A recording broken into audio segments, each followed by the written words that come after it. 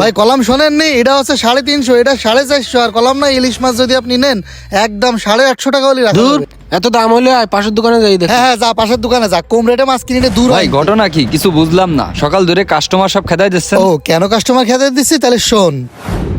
যাই পানিটা নিয়ে আসি, ভালো করে পানি মারতে হবে এইখানে। সামলা মাছ যেন কিছুদিন না নিয়ে যায়, খেয়াল রাখ। না, এই পেশেন্টের তো এখনো টাকা জমা হলো না। নর্মাল স্যালাইন দিয়ে কতক্ষণ রোগীরে বসানো যায়, ওনাকে কল করি।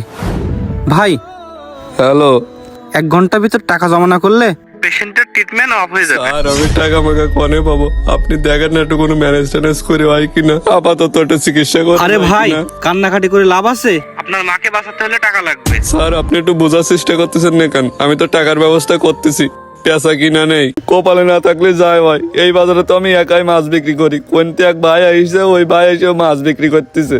ও নিয়ে আইছে ইলিশ মাছ, অল্প দামে বেচতেছে, ওর মাছ বিক্রি হচ্ছে, আর আমার এই মাছ কেউ কিনতেছে না। আরে ভাই, আপনার মাছ বিক্রি গল্প আমি শুনতে যাচ্ছি না। টাকা জমা করেন, নাহলে অট ভাইকে বলছি আপনার মাকে বারান্দায় নামা দিতে। স্যার, আপনি আমার মারে বাঁচান, আমার মা ছাড়া দুনিয়ার পরে আর কেউ নেই। আজকে এই কারণেই আমি আমার কাস্টমারদের খেদাই দিচ্ছি। ও ভাই, তাইলে তো খুব ভালো একটা কাজ করেছেন।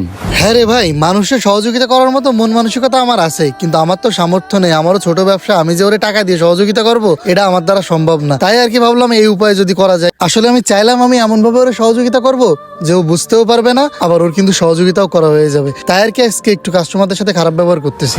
যাক, আজকে মার ওষুধের টাকাটা হয়ে গেছে। আমি খুব চিন্তায় ছিলাম মার ওষুধ কিনবো কি করে। আজকে যদি মার ওষুধ না কিনতে পারতাম তা কি দেখি একটা হয়েই যেত। তাড়াতাড়ি গুছাই কাছাই মার কাছে যাবো। মা রয়েছে হসপিটালে, কিটা আবার ফোন দিচ্ছে এখন।